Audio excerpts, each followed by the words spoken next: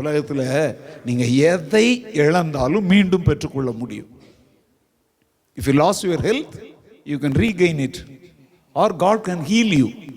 எதையோ ஒன்று தொலைச்சிட்டீங்க, திரும்ப கண்டுபிடிச்சிடலாம், இல்லை சம்பாதிச்சிடலாம்.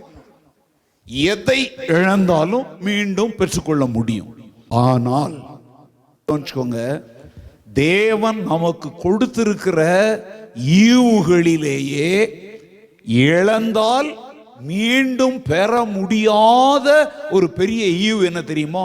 டைம், நேரம். Time is always related with God. ஆதியும் அந்தமும் சொல்றோமா, அது என்னது? துவக்கமும் முடிவும், beginning and the end. Bible ஆரம்பத்தினுடைய முதல் வார்த்தையே என்ன சொல்லுங்க பாருங்க யாராவது. ஆதியிலே தேவன். ஆதியிலேங்கிறது ஒரு காலத்தின் துவக்கத்தை அங்க சொல்றார். அப்போ காலங்கள் யாரோடு சம்பந்தப்பட்டது? டைம் தேவனோடு சம்பந்தப்பட்டது. சங்கீதக்காரன் சொல்லுகிறான், என் காலங்கள் உமது கரத்தில் இருக்கிறது. My times are in your hand.